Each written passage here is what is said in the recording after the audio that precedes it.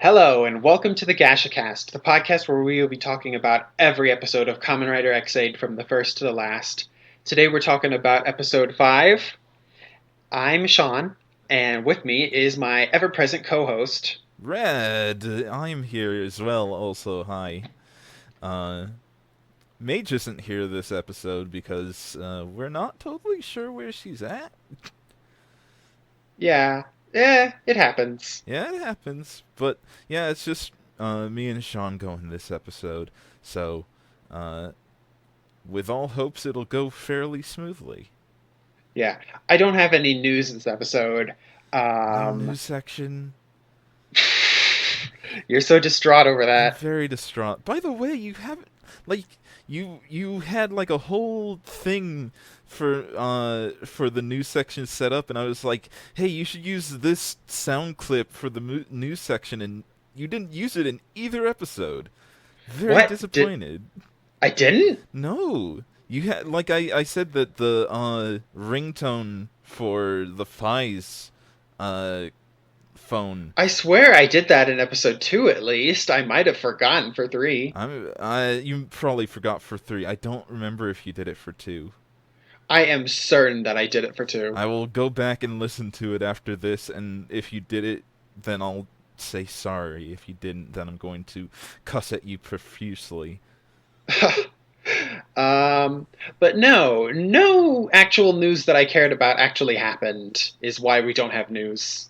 The biggest news is that we got I have a bit of news actually. Is that we got a glimpse of what the forms for the uh After Ghosts DVD special thing Oh, is, the Spectre Chronicle, whatever the fuck that's gonna be going on over there. We got a look at 2 new forms for that movie. right. I completely forgot about that. Thanks, you're on the ball. Yeah, I Um, am.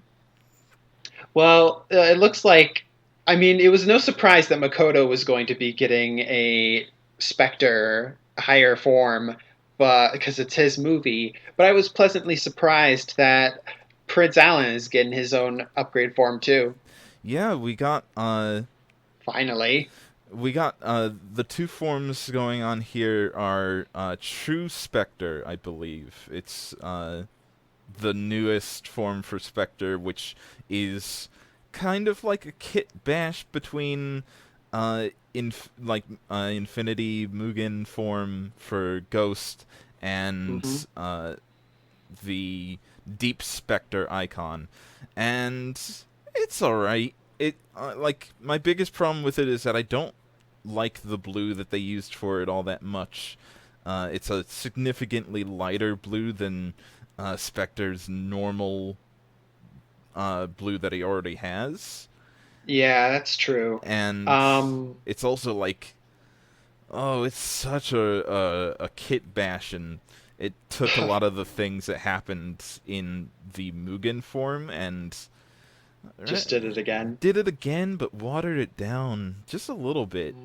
I don't know. It's an Yeah, alright form, and I wouldn't mind if they showed it off a bit more in maybe crossover movies or whatever. But like it's a bit disappointing for the form of the character that the actual movie is about. um, well, I don't think it's I don't think it's bad necessarily, but I've seen a lot of people saying they look good on Tumblr and that they look a lot better than the forms for like um Kamen Rider, like what was it, like Gold Chaser, or I don't really remember those No, it extra was Drive movie forms.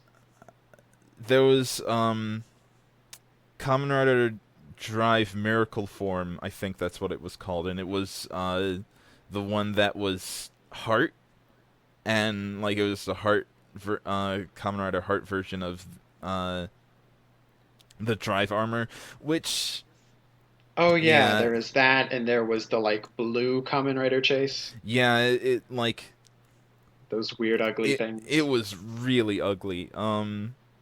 Shockingly enough, the Kamen Rider Heart uh like suit doesn't look too good to me, but they recently showed off a proper figure for it from SH Figure Arts, and Uh-huh. it looks rather nice actually in figure form. I wasn't totally sure why, but it just kind of Maybe the struck me actual as costume was like a weird kit bash, but the design wasn't actually terrible at its core. a little bit. I think that might be at least part of why I was so okay with it at that point. Um, My like main sticking point with the new forms is the like green that's sticking out under Alan's new gold. yes, that's the other form that we have going here is it's Alan's new form for the movie, and It it's doesn't have a name, does it? it does actually. It's called Necrom Friendship Burst form. I believe that's what Aw, it's called, and Alan, he gets he's a it. good boy. Yeah, he is. He apparently gets it, if I remember correctly, from like taking in all of the hardships his friends had to go through and like making the new form out of it. And I feel like it's definitely his normal body, like the same like white and green suit, but it Hmm. has a lot of new panels and stuff in black and gold all over it. And Yeah, it's personally, I think it looks sweet. It looks so cool. it's mostly cool. I just don't like the green around like the crotch area that's sticking out around the belt. That's fair enough. I mean, like it does stick out from the rest of the costume, but Hmm. like in general, it looks really sick. It's basically like uh Ellen's version of a boost form, sort of like how uh in most cases uh what am I trying to think of? Oh yeah, Deep Spectre. Deep Spectre was basically just Spectre's boost form. This is Mm. just Necroms, and it's like it's really sweet looking. I like how it has a bunch of nice golden fiery spikes coming out of it, Yeah. and uh, It reminds me mostly of, I believe it was the Sanzo Soul. yeah, I can see that. It does have a bit of that going on for it, definitely. But more than anything, it basically just looks like a uh, golden version of Necrom's normal suit, but with uh, a nice, like, flashy plate over the headpiece. Hmm. Um, I forget. Did Takaru transform with Makoto and Alan's heroic icons, or did he just connect with their jackets somehow? um, I feel like he might have done it once. With it was either him or Makoto that transformed with one of Alan's normal icons, but I Hmm. don't think that it happened more than once or possibly at Right. all. I'll have to look that up later. But yeah, that's the only real piece of news that I can think of off the top of my head. Really, Is sexy, sexy suits. sexy suits. And today's episode of X-Aid also has some sexy, sexy suits. It it does more than anything. It has uh, a sexy man turning into a sexy monster. It was Yeah. yeah. We're gonna get into that. It definitely might be like the sexiest one of those I've seen since O's. Yeah, it's good. It's really good. Let's just let's get into the episode proper, since we don't have a whole lot of news to talk about. Yeah, definitely. Um, in this episode, we saw a bit of a moral conundrum, and I wanted to just jump in on that first, since it seems to be like the biggest sticking point of this episode. Yeah, it's a bit of a button issue, and it's probably gonna fade into another one of the topics later on. We might just kind of jump right ahead into that one as we Hmm. talk about this one. But yeah, go right ahead and posit your question. Okay, so in this storyline today, uh, as previewed last time, we have a criminal patient that Emu stumbles into very coincidentally. Maybe it wasn't a coincidence after all. Um, and the issue gets brought up about whether they should treat this patient since he's a bit of a untoward element, and whether you should help someone who maybe doesn't deserve it or might take advantage of your kindness. Yeah, we definitely had that like big plot uh hook for this episode. That was the main hook for this episode is whether Emu should really treat somebody that is a criminal. And that It's a weird question. it's a weird question, but mm, more than anything, it feels like it is somewhat missing the point of one of the main themes of the show. Which is doctors. Yeah. See, I've talked about this in the past couple days uh, on my Tumblr, which you should go and uh, follow because I talk about good stuff most of the time. Other times I just talk about utter bullshit, but at least I'm funny while doing it. But the biggest thing is that I've been talking about this main plot point, and it was something that a lot of other people have been echoing the same thing on. Um, but I I feel like a big part of this show is missing the point of what being a doctor is all about. And more than anything, missing the point of one of the biggest things of what a doctor is, the Hippocratic oath, rather, of just not worrying about what the patient was doing before or what he was like guilty of one way or another. A doctor's job from start to finish is saving people. It is not their Right. job to decide who doesn't or does deserve to be actually like cured of whatever ailment that they might be having. They're not judge, jury, and executioner. They're doctors. Right. And I definitely feel like the show, um, it weighed on that side. I mean, our main character Emu, of course, is steady in believing that, and he doesn't have any doubts about that. Um, Dan tries to give him like a speech about how maybe that's not true, but it's pretty clear at the end that Emu's not really like swayed. Like he hears what Dan's saying, but he's also like, I'm gonna do this anyways, though.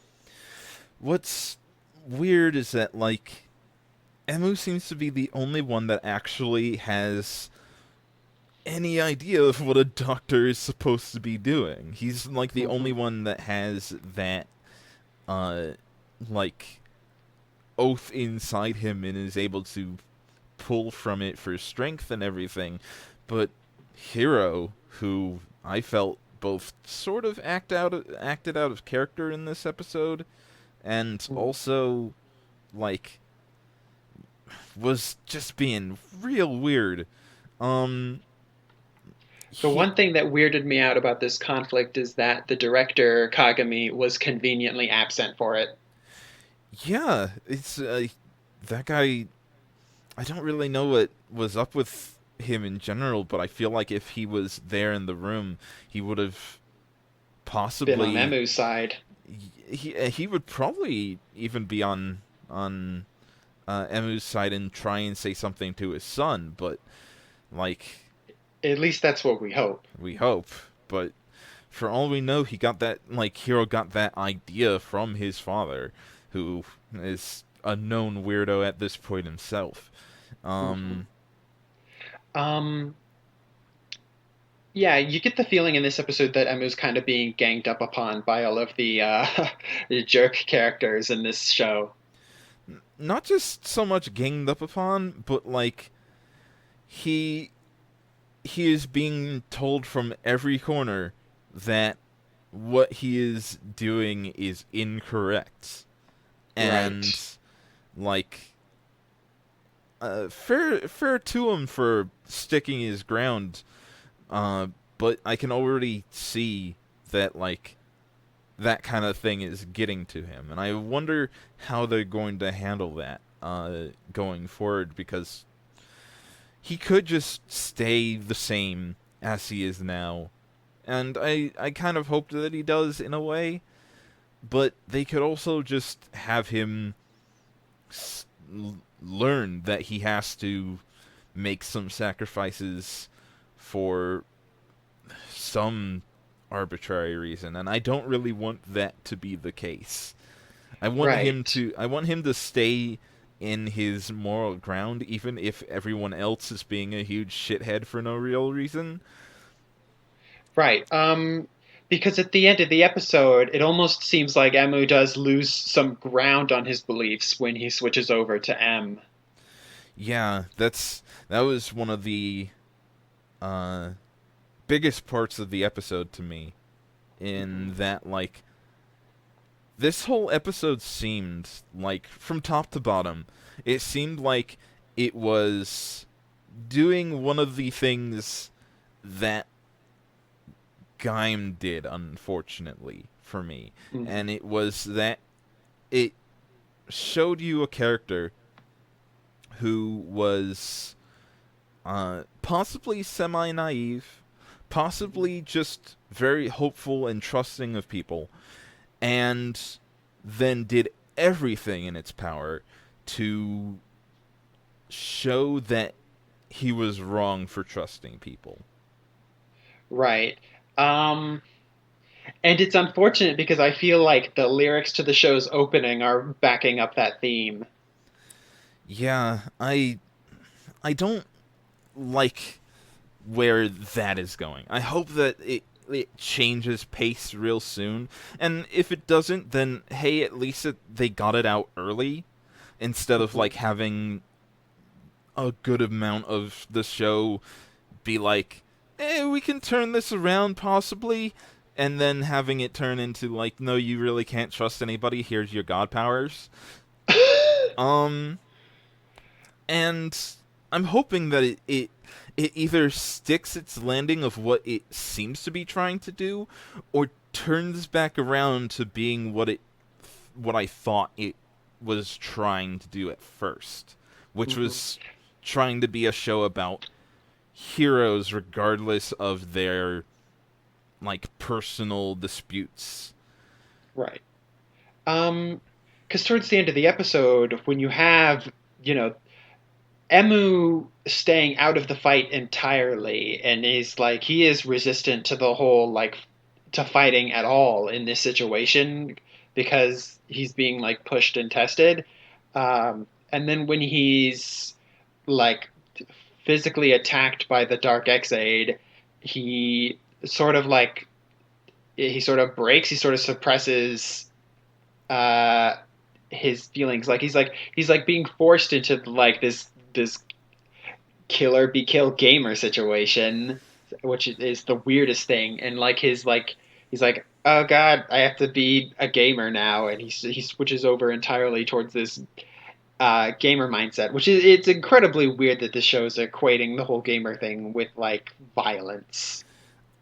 Yeah, it's almost as if he went from a well, it's almost as if he went from a pacifist run to a no mercy run in the span of a couple minutes. Hmm. um, Um, the M personality definitely feels like dangerous. Like he's got like he has those like those red that red under his eyes all the time. But when he switches to the M personality, like, hey, props to the actor. He does a really good job of making his face creepy and scary. Yeah, I kind of noticed that while I was watching the episode. And it's like I don't really notice the like the implied bags over under Emu's eyes Hmm. until he switches to the M personality, where either it's hard to tell if they Maybe they are emphasizing it, or yeah, maybe it's just how he's doing his face expressions that emphasizes it. yeah, because it like you can really see the red under his eyes when he is uh in the M personality, and it's like he looks Yeah. scarier than like uh his normal act he does when he's normally acting. uh it's an interesting turn, and if It they reminds me even more of season 0 of Yu-Gi-Oh! And Yami Yugi. yeah, it does. I This is If nothing else, I will stick with Xaid if they continue to push that narrative of it sort of being a Yu-Gi-Oh situation, because I love that. I love pushing the whole the split personality thing that they have going on here. those dark gamer themes. Watch out, he's Um, going to burn Taiga to the ground. yeah, it was really spooky. But the one thing that like stood out to me the most is something that like I really didn't like about that scene is Emu pushing Asuna. Yeah, yeah, oh, that felt like it was something that the director was like, yeah, that's gonna be cool. He's gonna like look like he's all determined and everything, but instead it just kind of came off as like, get out of my way, and that it's not great. It's not a great thing to watch. Yeah. Um, it's a bummer to have that be the case, but hopefully it doesn't happen all that often anymore, or at least, like, if it does happen, then I'd rather it be under the implication that he doesn't want anybody in his way, otherwise he might hurt somebody. In Mm. his personality, possibly. He doesn't have as much control over himself. We've seen already that he has more violent personalities coming out. He has a more competitive streak in general. Um, Yeah, the only like deterrent to like a negative portrayal here is that like Asuna is definitely keyed into how that this is weird and wrong of Emu, and this isn't like him. Um, the show just needs to continue portraying it as like something that's bad and not as something that's like um, it's not cool. It's bad. It just needs to keep portraying that as like the dark side of his personality and how that has to go away.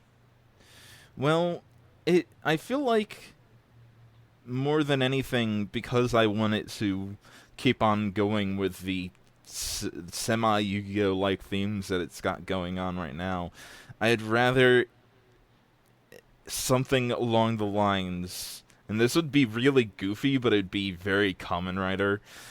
Hmm. Something along the lines of Emu meeting his uh, other personality, his M self, and them needing to come to an agreement, and having it work into something that happens later on that I already know about. Oh, okay. Well, you keep teasing that stuff. Yeah, I will, because fuck, it looks really cool, and I hope that it's really cool. Okay. I hope it's really cool too, whatever it is. Yeah, I would like to see the M personality becoming nicer, maybe due to Emu's influence or like some self-realization there. I've always been a big fan of, like, a common writer that has a different side to himself in some kind of way. It's like we got that in Deno, definitely, in just like so many different ways.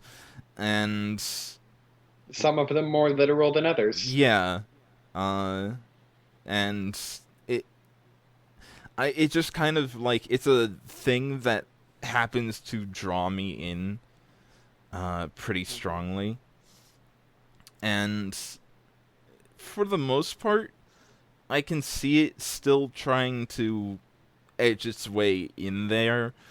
Mhm. Um, but like, I still feel like, as far as this show goes, and like, I got a good explanation for why it needed to be there.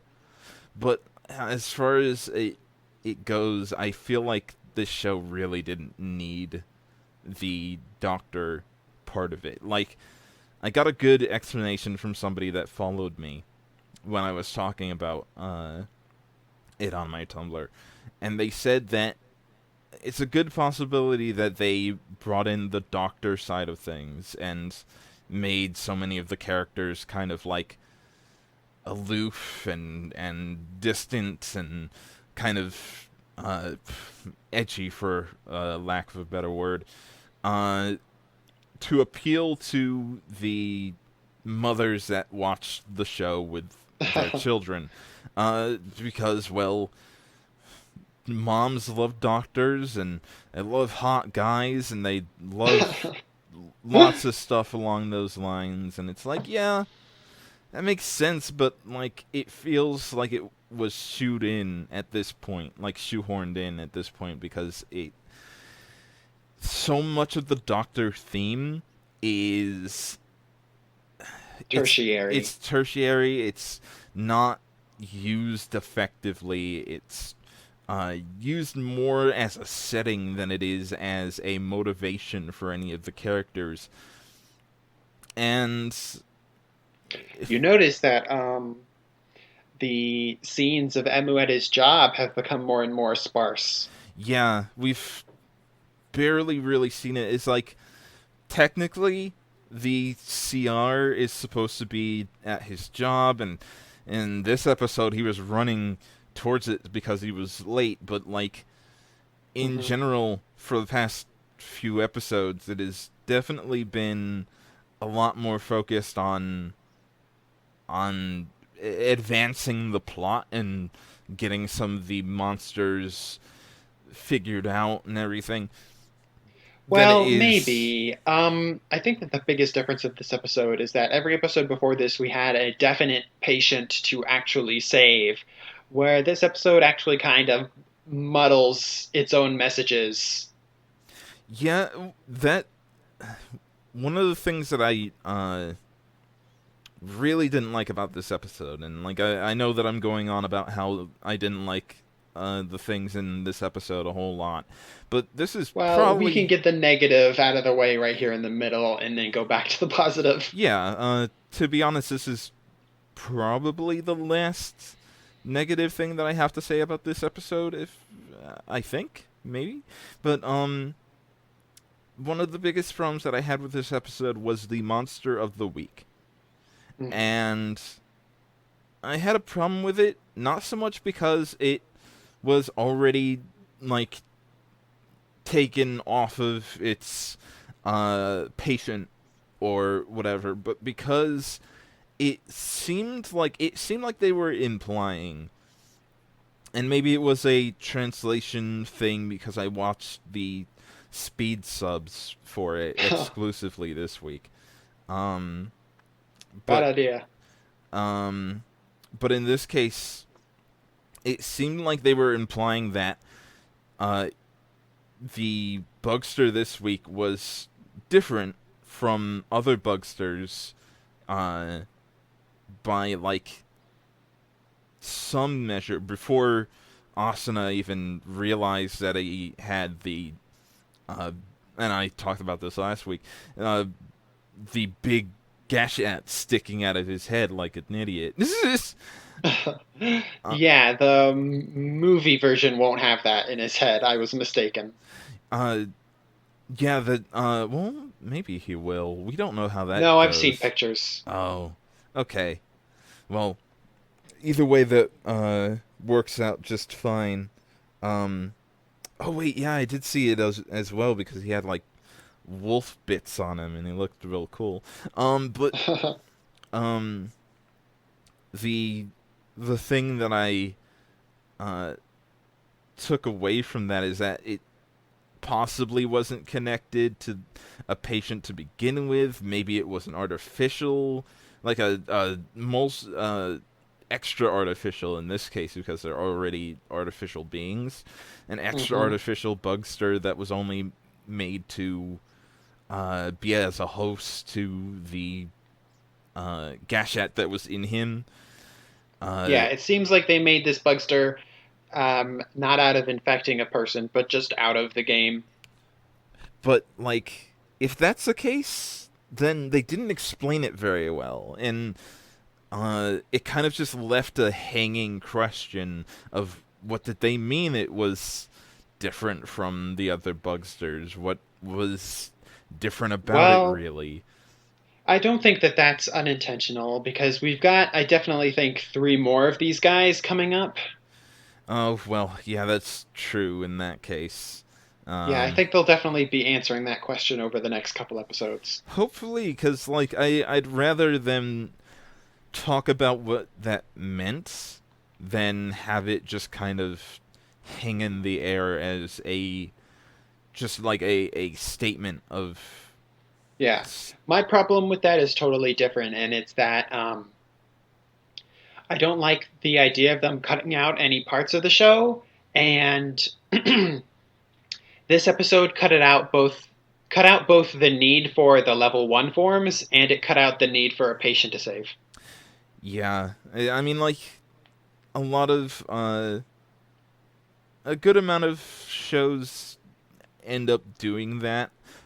Uh, at one point or another, they have just like a monster show up and they need to take care of it, or something to move the plot around. But like, Yeah, but that's usually in the later game dramatic story stuff or in any like very significant story moments. And I definitely think that this counts, but it's a little soon. yeah, it's only episode 5, and it's a bit early for this kind of thing.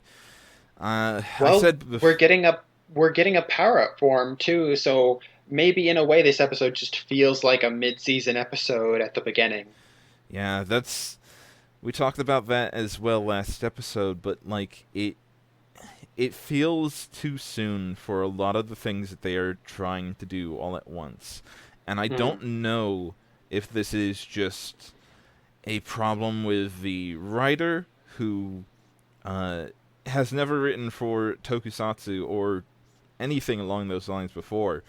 Um, their main claim to fame was writing for Tiger and Bunny and also writing the newest Lupin the Third series. Uh-huh. Um, but it seems like they don't have a hard grasp of how the pacing of Kamen Rider has been for the past little while, Hmm. and as such, it just kind of like it feels like everything is moving so fast in such a rushed kind of way that it's hard to really uh, understand what they're trying to do. Hmm. Well, I remember people saying similar things about Ghost when it started. I can sort of understand where they were coming from with there as well. Ghost didn't have the best start in the world, even though I still really loved it. Um, That was another writer who didn't have a lot of history with Tokusatsu, wasn't it? uh, I don't remember. I Um, believe they were mostly known for doing like short J dramas. yeah, that's probably true, but um, as it stands, it's. Uh, I don't think that this writer has even done much like live action stuff, so I can't really tell for the credits in that case either. Hmm. Um, what I do know, on the other hand, is that it feels like uh, it'll get through this hump and eventually plateau into like a more comfortable spot, but I can already Uh-huh. see people getting like turned off by it having this like somewhat messy start. Mhm. And as episodes go on, it kind of just gets messier because it keeps on doing the same things that it has been doing up until that point, um, leading it to like kind of come off as a mess through this episode. But um, hopefully it picks itself back up pretty soon. Mhm. All right. Let's move on. Mm. So, what did you think of Laser in this episode? Because I came to a bit of a realization about him early in the episode. This is more about last episode, but early in this episode, I realized that he didn't really do anything that bad at the end of last episode. He didn't. I never felt like he did all that much that was bad. He lied and made him a shit heel, but Hmm. like in the end his lie was just to get to the bottom of whatever he is trying to get to the bottom of. Um I mean, his lie still accommodated saving the patient. yeah, but In the this episode, he's lying for reasons that I don't understand yet. um I feel like part of him wants to have a an upper hand over people. Mm. Um, whether it's so that he can continue to work towards getting the information he wants, whether it's Hmm. to try and have some kind of connection to people in some way, I'm not totally sure. But he I seemed, was um, I was surprised to see Kiria and Taiga in Dan's office. yeah, they both seem to like it. The way that it read to me was that they both kind of uh, came in at the same time, and were like, "Oh, well, I guess you're here as well," and they were just there to troll him a little bit. um, but more than that, it also seemed like they wanted to get uh some more Hmm. information on what happened with the Gashats, both so that Kiria seemed to want to get more information on the Bugsters, and Hmm. Taiga He's just snooping want. on this whole Bugster and Gashat situation, Y- and Taiga's there because he wants all the Gashats. yeah, uh, that seems to be Kiria's main character point at this juncture. Is just like he is snooping around and building information and doing what he can to Although it seems like Dan is accommodating him for some reason. yeah, it well up until then Dan was sort of accommodating all of them. He wanted to Hmm. uh get them all into the situation that they're in right now, and it led to even what happened after the episode in the uh those virtual reality shorts that they do. Oh, right, I forgot about that. Yeah, they had one after that episode between Dan and a comatose, or at least seemingly comatose, Kyria. Dang, our information on that is a little incomplete. I'm looking forward to seeing some subtitles on that. But whatever's going on there is weird. Yeah, it. Uh, the big thing that I got from that is that Kyria does, in fact, know who is actually Genom or Genemu, and he knows that As it's was Dan. revealed at the end of the episode. Yeah. Um. Um, but for some reason, he lies about it and says that it was the criminal patient to Emu Asuna and Hiro. and for some reason they just believe him, even though he just lied to them. Actually, something occurred to me just now. Uh huh. It's possible that he didn't lie and didn't actually know. Hmm. Because uh, during the virtual reality thing, he seemed pretty surprised that he heard Dan's voice coming from Genom. And Oh, am I right? Can they all become Genom?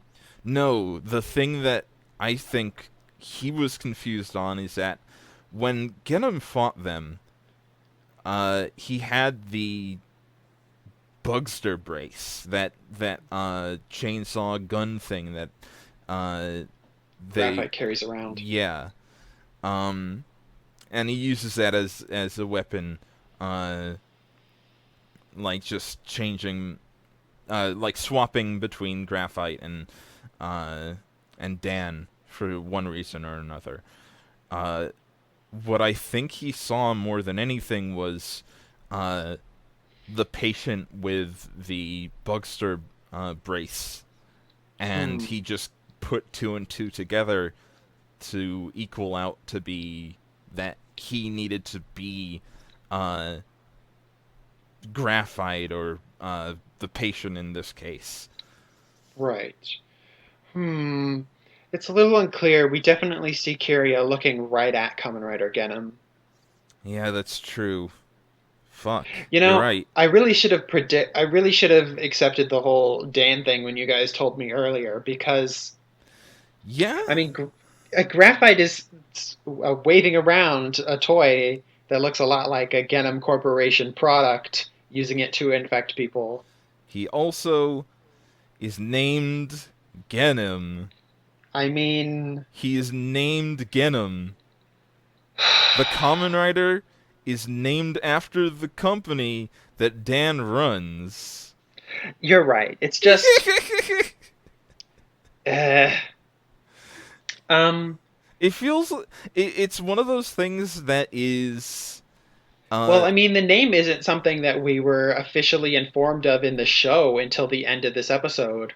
true, but we did know it for a pretty long time because it was plastered over a lot of the promotional material for one reason or another, which Yeah, it was unavoidable. um and it wasn't even just like the promotional material in like magazines and stuff like that. It was in like the uh Mhm. writer description things. Some of it called him Dark X8. But Some some of of it it called called him him Genom. Genom. And Well, it's a debatable how much of that is for us to know. I mean, eh, it, I guess maybe Toei just doesn't really care. yeah, I mean, like, I'm sure we're going to, like, there's a good amount of unsubtlety which Right. comes from Kamen Rider. Um, one of the biggest things that was a it kind of passed by me at first, Hmm. um, but it eventually turned into a thing that I was like, oh, I'm really stupid for not realizing before.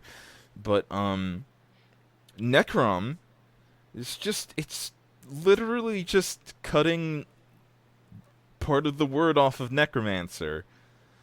And it's Wait, is that your revelation? yeah, well, that was my revelation like a while ago, um, a long while ago. Hmm. But like at first, I didn't really even realize it until somebody spelled it out for me. Hmm. And it's like it was so it was so obvious that I didn't think it possibly could be that. It was so close to our eyes we couldn't focus on it. I understand what you mean. That's and It's the that's same situation with Genom. and rather unfortunately, it has the same implication. If this is the same name that they're gonna be going for with the characters and everything going forward, like name related things, um, there is a writer that we see in the magazines later on, which his name is really close to another name of a character that we already know. So you basically already know who it I is. basically already know who it is. And if that's the case, I don't know how they're going to handle that. All right, let's move on. Um, so in this episode, we've already been talking about Graphite, but in this episode we get a lot more of Graphite and Parad. We see Graphite in his human form. We see Graphite go under. He go follows the same philosophy as Ankh when it comes to human form monster dressing Yeah, a little bit like uh with the sleeve and everything, and your costume has to parallel your monster form somehow. more than anything, he kind of looked like a mix between like Ankh's fashion sense and uh Edgy's fashion sense, because he had Yeah, like he's kind of got like the weird wanderer thing going on. yeah, he's like uh he had like one green arm to his like kind of ensemble that he had on. His weird coat. His weird coat, he had like baggy pants and like a scarf and everything. He looked just like a mashup of the He's same. retro chick. Yeah. um but what we learned more than anything in this episode about Graphite is that his human actor is fucking hot. And just Yes, that is. like his human actor is the hottest person on the cast so far, and that's I have unfair. to agree with that. Like, it's unfair that he's the hottest person there, and he's Hmm. attached to the hottest monster on the cast as well. So like, It's a good combination. it's a good combination of if like, He's going to be man, getting a lot of attention. Graphite is spicy. He's a spicy bird dinosaur guy. Um, Everyone prepare for the graphite impact on their dashboards. it's already happened. It's happening at this moment. I am looking at a gift set of graphite right now, and it's like, yeah, Yeah. people are into it. What I mean by that is that, that's going to keep happening in every episode that there's footage of him. So Absolutely. prepare, I mean prepare for the next year for this to keep happening People are every already week. people are already going wild about him because like relatively he's pretty short compared to some of the Hmm. other characters, and people love that size difference and shit. Yeah. He's the first sexy monster we've had in a while. We didn't have a sexy monster in Ghost. I guess in Drive we had one or two sexy monsters, I don't but I know. didn't watch that. So for me, the last sexy monster in Kamen Rider was Red Yue. We sort of had a sexy monster. I mean, like, there are some people that are probably into Adele, like Oh, Adon's Adonis? no, not Adonis. Wait, was it Adele? The brother.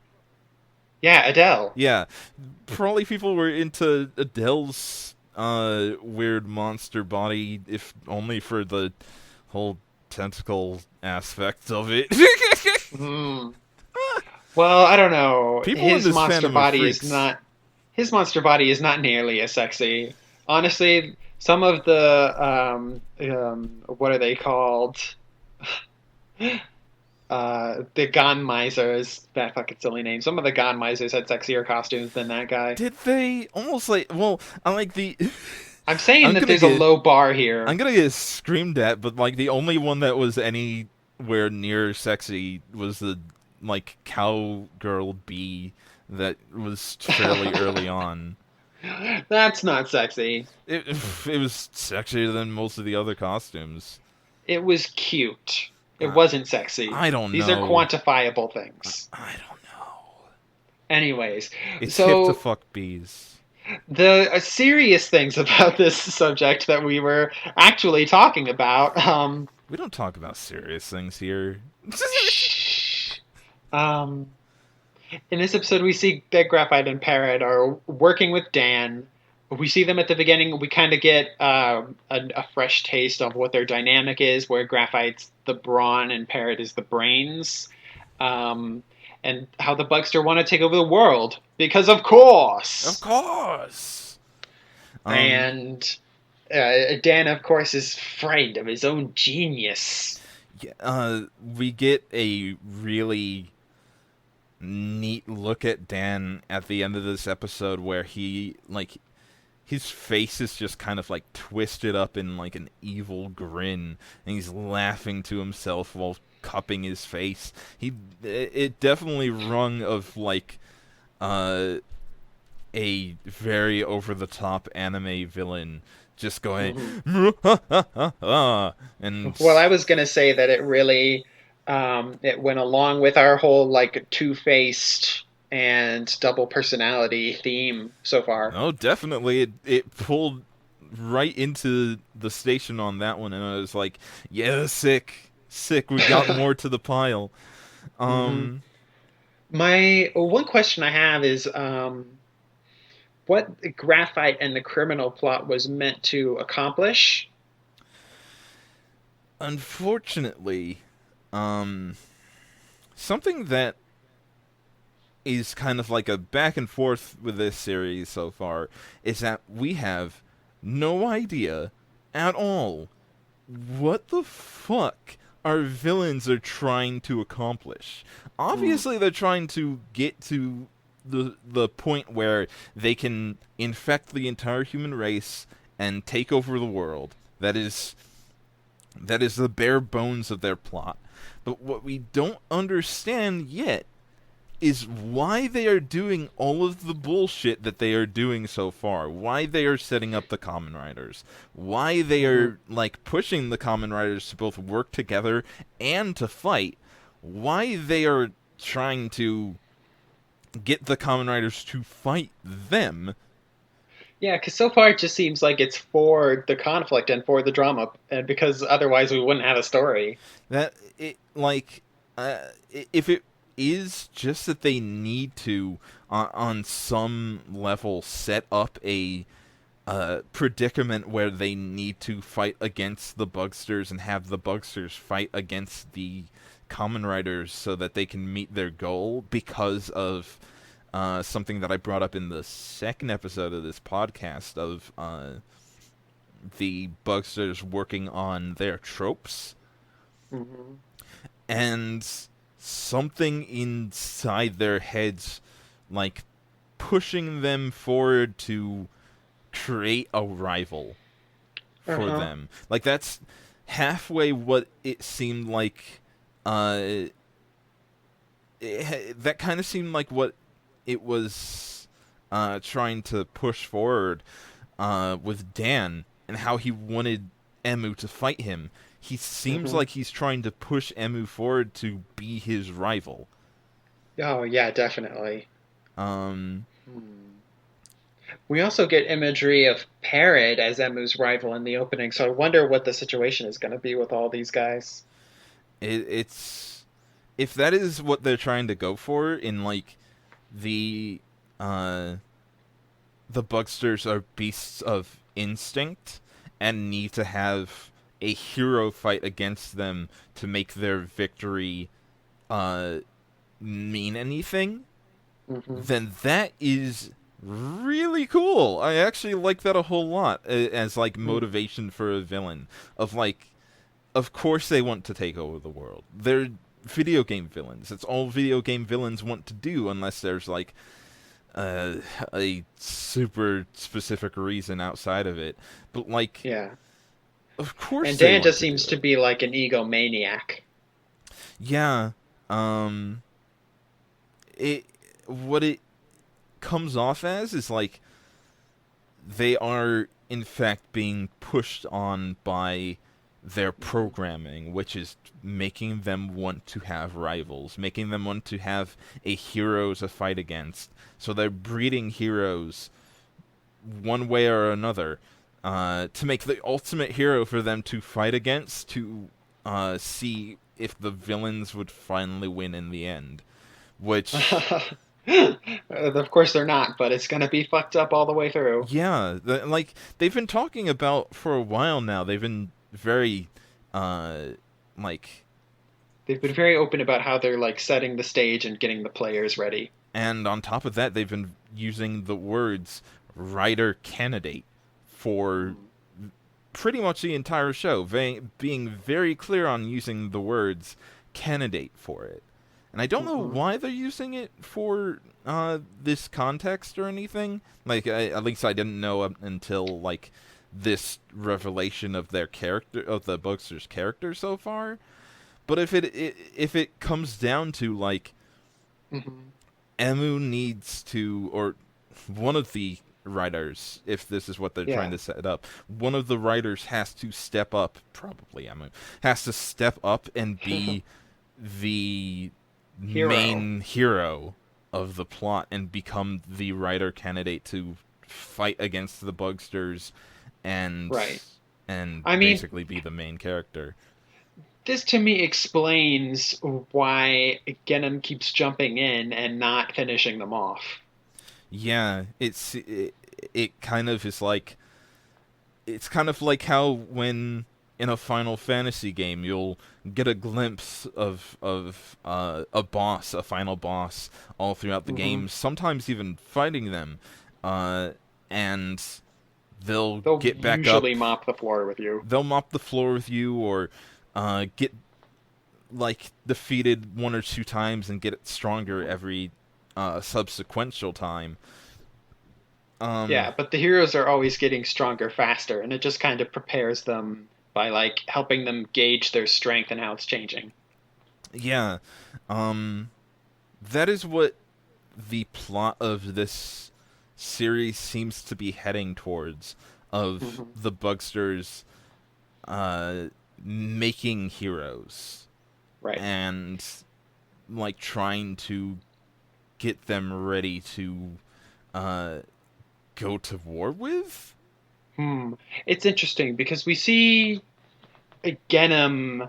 Um, well, Kyria is first like, "Nah, I'm not after the Bugster this time. I'm after the Dark X-Aid." And then they have a silly fight where Genom is at level 3 and And just fucking Laser. destroys him. Just Yeah, but it seems like he toys with him for a little while Laser's at level 1, just having fun with the power imbalance. It's really silly that Laser thought he could take him on like that. yeah, uh, Laser like Kiria was not terribly smart this episode.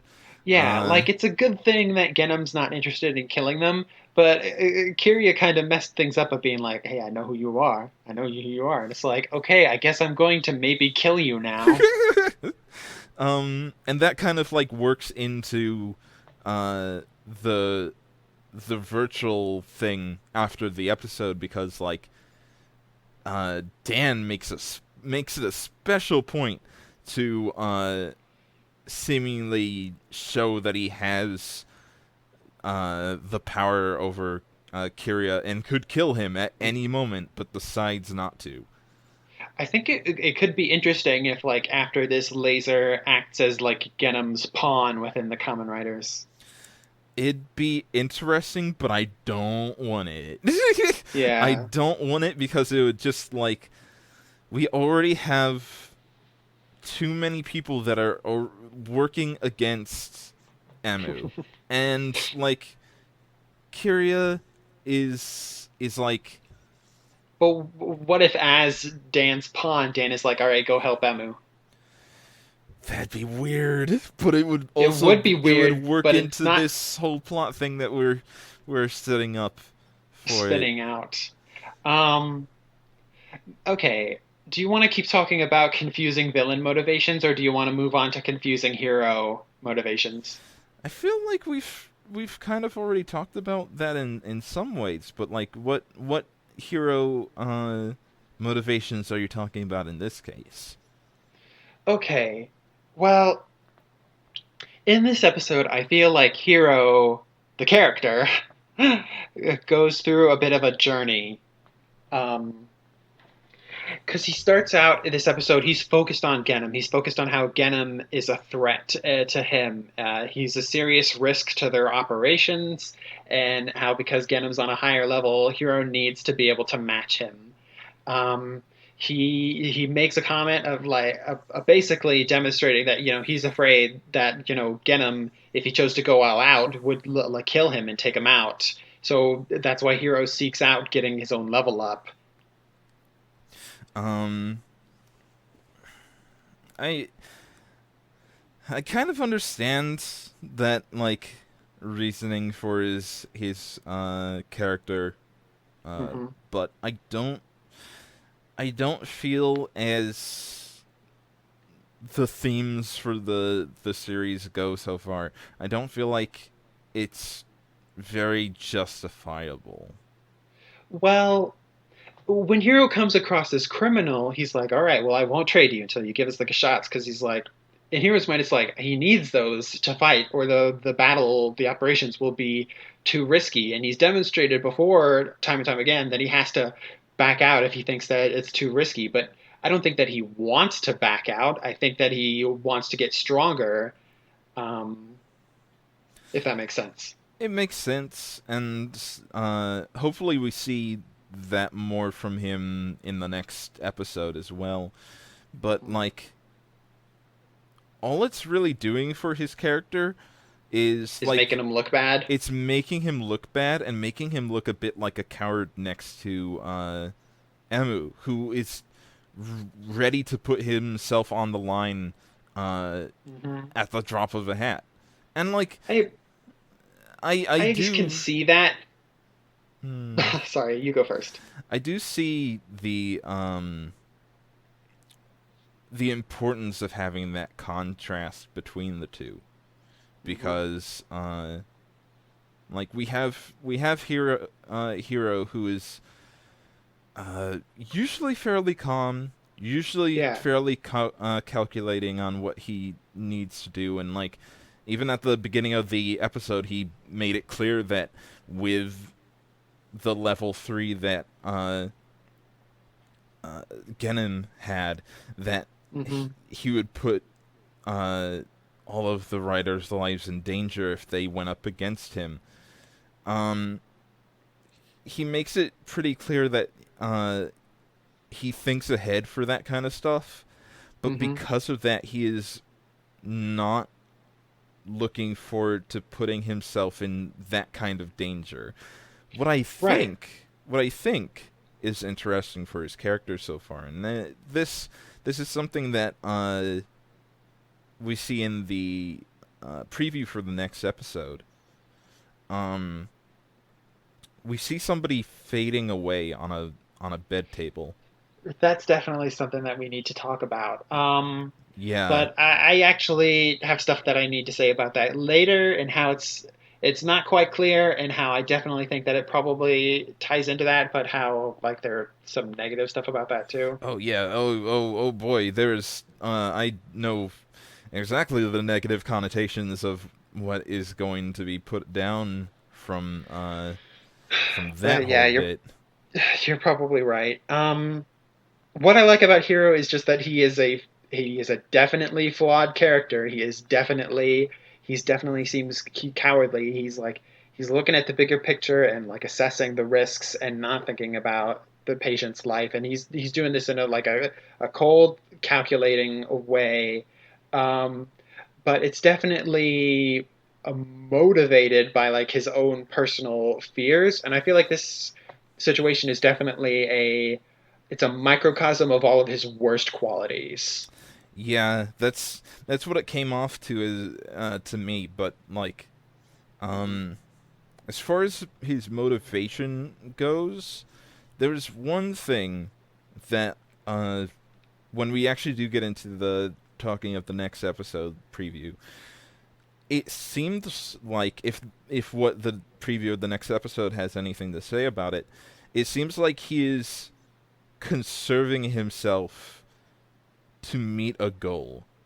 Hmm. He would put himself in danger if not for the fact that he needed to reach a goal first before he felt like he could do that. That's true, but there was one other thing about this. Actually, let's just jump into talking about the preview now. Yeah, fuck it. Um, During the battle, Hiro notices Graphite and Taiga's rivalry and how much Taiga hates him. He takes special notice of that, and I think that's going to factor into the next episode because I think that this lost patient might be related to Taiga and Taiga's past, and it could be both of their pasts together. Well, it is. And I think it could be that like Hiro and Taiga, talking it out would cause this like flashback and result in them like resolving this situation, Uh, or maybe not resolving it, but at least explaining it. coming to at least some kind of understanding. Mm-hmm. Um, but I in that preview we do see a lot of stuff regarding the two of them and how uh, 5 years ago Taiga lost to Graphite. We don't know what happened just yet regarding that. We'll find out in 2 days. But what we get from it more than anything is that they do in fact have a lot of history, and we know that already by knowing that Taiga, through some action, took away, like, made the life of somebody that was close to Hero in some capacity, um, and Eventually, he messed things up for that. He sort of lost that person's life. yeah, um, what we see in the preview of the next episode, and I was just alluding to this, what we see in the preview of the next episode is possibly the person that Taiga like ended up uh, killing, and Right. uh, we see her. Well, let me just spit it out there. They have a fridged woman in their mutual backstory. Yeah. Rather unfortunately, we have a woman already. Like it's 6 episodes in at that point, and we have a woman that her only point in the story really is that she is there to be dead at some point and cause. Uh, I don't really like the use of this word that much, but it Hmm. is the basis definition of man pain. Absolutely. Um, and like it's really unfortunate so far how this show's treated women because our only like female characters are like we have the nurses, we have an assistant character in Asana and Poppy, and the so far when it comes to like the victims of the week and this character, we've got a mom, a damsel in distress sister, and a, a fridged woman. Yeah, the the way that it is going so far is less Real than bad. ideal. um, but it what we hear the woman say is, "Please become the best doctor in the world." Yeah, and I don't. It's probably Hero hearing that because it's Yeah. his episode. Um, which leads me to feel like that is his motivation for not just throwing himself into danger and pulling himself out of a situation as soon as he is in danger, because he can't Right, let himself die until he has reached right, his goal of becoming the best doctor in the world. right, and that's why he's afraid of taking risks, is because he's got this unfinished business that he needs to sort with. Which is a good enough motivation for his character, but when it's put on the table at the risk of a, a woman's character's life, it's no Hmm. good. It's like we've been having that whole problem for the entire time in Xaid, and it's led to a real bummer of situations across the board. Mhm. Um, so far, what really seems to bring me down on the series is that it seems to have all of the things that made uh certain series in Kamen Rider bad. Not You're as allowed to say Gaiman Drive. yeah, Gaiman Drive, and in some cases the like older Kamen Riders as well. It has a lot of the elements that made those series bad, but not in as much of an intense way as those series, but it like more of it kind of comes out in every episode. It's Right. like it's not the most sexist writer series we've had, but it But that's a is low bar. it's a low bar, but it's also the most consistently sexist one so far, which sucks. um Uh-huh. and it's not the most like asshole filled like no real motivation Kamen Rider series so far, but like Hmm. It's not the worst series yet so far, but it hasn't done anything that gives a sign that it might be the best series yet either. yeah, we've it is it is not an unoffensive series, but it is not a just straight up pile of shit, which Yeah. lands it in a uh, special place of just being really kind of disappointing. For um, some people, that's even worse than a series just being straight up bad. yeah, and that's not so much how it is for me. I'd rather it be disappointing than it be straight up bad. Um, Mm. I would rather a the situation we are in right now than Gaim 2. Um, but like I talked like we already talked about how it could if it kept on going in the honestly not that great situation that it's in right now, it could just end up being as bad as the worst of Kamen Rider so far, and it sucks. It sucks. Hmm. It sucks that that is the case for this series because I came into it with a lot of high hopes, and uh, now they're just kind of middling hopes. Oh no, I'm so sorry.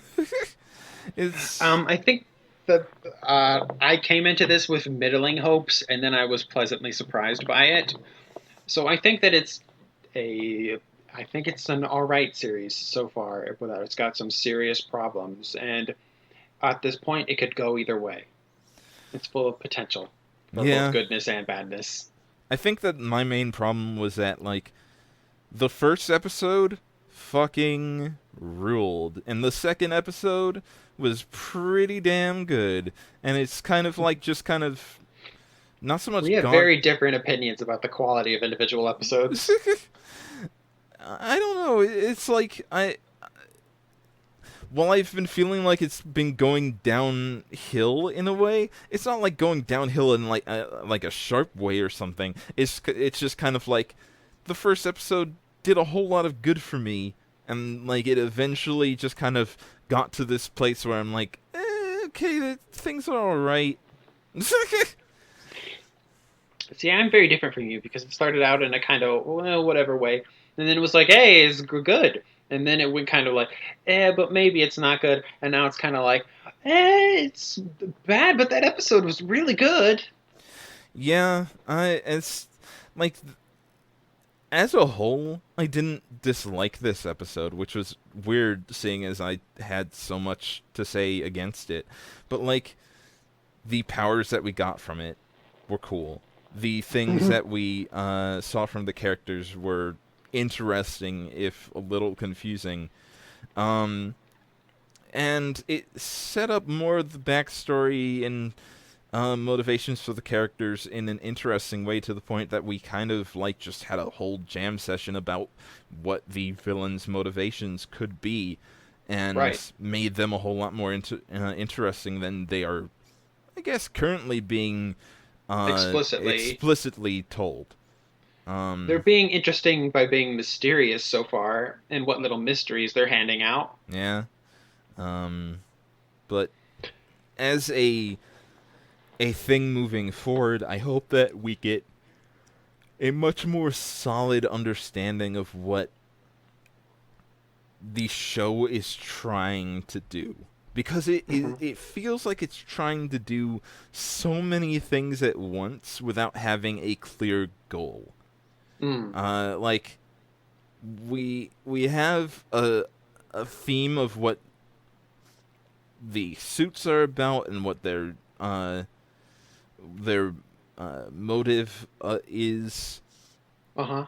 but we don't know what the theme of the show in general is going to be. We thought at first that it was going to be one about like changing the fate of somebody, which Hmm. it's sort of teasing at, sort of. I put forward that it might have something to do with like distinguishing between the two sides of somebody, having Hmm. like different sides of your personality, but like none of that is coming forward into a solid object of a theme between the entire show. And like we Well, it's got pretty that. early, it so it is, but we got that pretty early on in Ghost.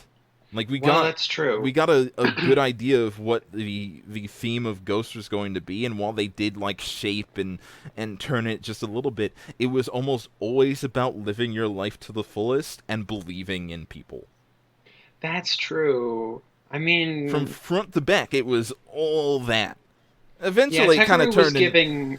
Takaru was giving heroic speeches about that theme like pretty much from the start. It eventually kind of uh, near the end, it got more of like a parenthood theme to it and stuff here and there. That was more of like a secondary theme. This Yeah, episode so far, nobody's making any heroic speeches about the theme. yeah. Um, there's Just saving everybody, I guess. there has been no heroic speeches in this series so far, and I think that is what is it is missing. Yeah, it Like, needs a good heroic speech. um, it needs more friendship too.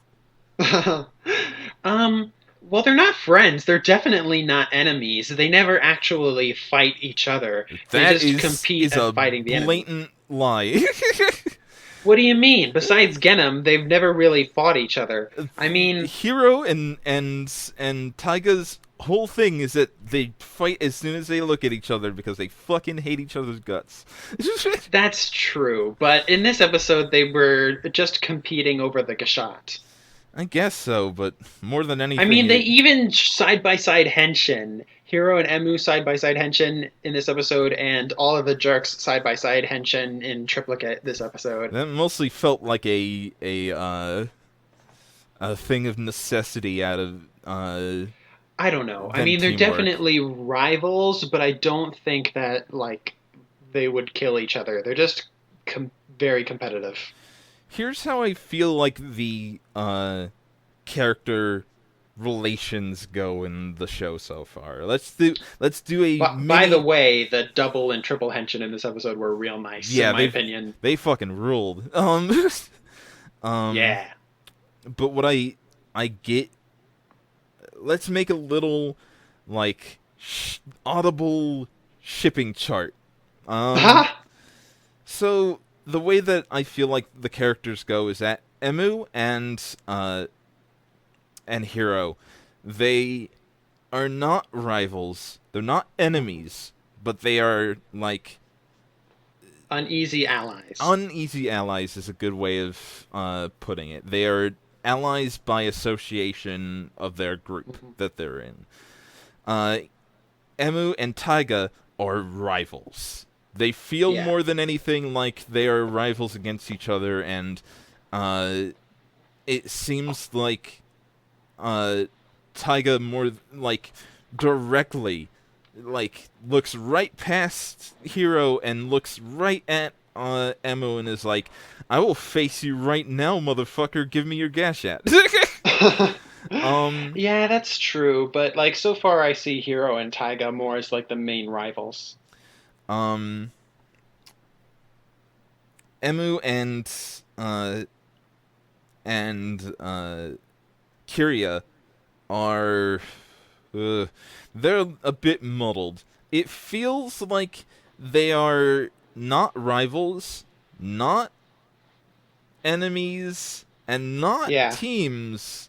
Like a team, they seem like they are just kind of two people that know each other, and Hmm. and like Emu is Kiria's unwilling like partner. Like they Yeah. It's need like Kiria enjoys toying with Emu, and Emu is like, man, what a jerk. yeah, he wants Kiria to just go away, but Kiria will not go away. Hmm. um moving on to heroes. Uh Hero just straight up doesn't seem to have any kind of relation to Kiria at all, so we can just kind of skip over that.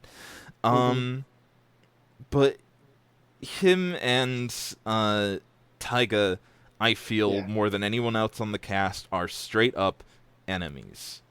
Like, Oh, you're gonna go a step further. yeah, they don't act like rivals because more than Okay. anything, Hero doesn't want Taiga to have anything to do with being a common rider. He Hmm. he in the last episode he straight up told Taiga to hand over his Gashat and belt so that he couldn't even use them. He wanted Taiga out of the situation entirely. Uh, Okay, I get it. So Hero is definitely targeting Taiga and wants to knock him out of the game. yeah, Um, well, Taiga mostly sees him as an annoying rival, and everyone just sees Kiria as annoying. yeah. Kiryu is just kind of like a shithead, and like he's not like a bad person or anything. He's just kind of like just kind of annoying. Yeah. He Um, sticks his nose into things he shouldn't and then doesn't tell anybody. a weird little jerk who can't even fight in his level 2 form. Yeah. Well, he gets his level 3 pretty soon and that thing looks fucking sweet. Hmm. Looking forward to that episode. All Um right, I will too. Um, this episode, one of the things that was really cool about it was all of the rocket punches, and that Gekiso Robots is not like a Super Robot Wars, but is actually a fighting game. it's not a fighting game though because we get a What? fighting game later. Like uh Eh, it is a it's not a Super Robot Wars game, unfortunately, but it is not a fighting game. What it seems like it's trying Poppy calls to, it a fighting game. I guess so, but no, she calls it a robot fighting game. Whatever. She I calls it guess it a is unclear, but I think it's a fighting game. fighting games don't have rocket punches. They should. They should, but they We don't. should have more robot fighting games They instead of well, martial artists and uh, magic people. there was one that was going to come out recently, but they shut it down unfortunately to make a different game. I think it was called like uh, uh, I forget what it was actually called, but it was like a really simple robot Hmm. fighting game, and it had like really simple commands and sort of set itself up to have uh, specials that came out like skills from MOBAs and Oh, the stuff. one that's supposed to be like really easy to learn? Yeah, uh, Dang, okay. that But let's talk about that later. yeah. Um, But in this episode, we've got lots of sick rocket punches, so it's pretty clear where it's taking its inspiration from. Yeah, it's like he even has the big uh V antenna things that Gundams have. Yeah. Uh, I that thought that the Gashat was cool doing a rocket punch, but when Emu did his own rocket punch, that was on a whole nother level. yeah, the final move of the uh whole Gekiso robots level up form. yeah, the final attack of that is he fires the uh rocket punch Gauntlet. forward, yeah, the big gauntlet forward, and something that I liked that I noticed about it is that they have several different molds of the hand for open, closed, and pressing the button, Uh huh. so that he can actually use the Gashat in that hand. Um, but what we get from that episode and that special is that he punches it forward and it rockets off with a big steam train like effect. Um, Yeah. and it hits the monster and pushes them back. Well, he runs forward, and you see like a PV POV cam from the monster's perspective. In this case, in Genham's perspective, as He Emu somehow runs. punches him while thrusting his fist into the gauntlet again. Yeah, it kind of works like a nail shot. Like that's a reference to like a specific brand of like super robot war move where you pin a monster up against something and you drive a giant nail into them, impaling them. Jesus. It's sort of like that. Think of the finishing move of Big O. Yeah. Sort of like that, except it doesn't have the big pile bunker like Hmm. element to it, which I sort of wish that it did. This is easily like the sickest rock rider punch of all time. It's really cool and like uh Rider really punch, not a move that gets a lot of play. yeah, no, it doesn't. It's like every now and then it gets used and uh at least uh in the Gombo Rising video Hmm. game, the normal X8 form has a rider punch where Yeah. he just kind of like jumps up on some platforms and punches through one that a monster is standing on. But Yeah. that's not the most interesting of rider punches, and it's just kind of like, all right, the kick's way This one's cooler. real stylish. In fact, a lot of this episode with the fight scenes was really stylish. Yeah, we I liked a lot of stuff like Emu taking out the distracted robots, Bugster. yeah, that's one thing that I liked about the Bugster this time is that it didn't seem very responsive and just kind of seemed like it was working on pure instinct. It didn't seem like it had a brain to go along with it. It just kind of was Hmm. working on the programming It's of the Gashats. programming Yeah, because it's a robot. it's a robot. Yeah. um, Um, what I'm hoping for is that in the next episode we get a like rapping uh like Bugster mhm. because we Next get episode, yeah next episode is because of all the rhythm game stuff. that'll be the best slash worst pairing him up with the serious hero. It will. I look forward This is to the that episode if only because we're going to see fucking Hero dancing and like the best doing worst rhythm game power up for stuff. him.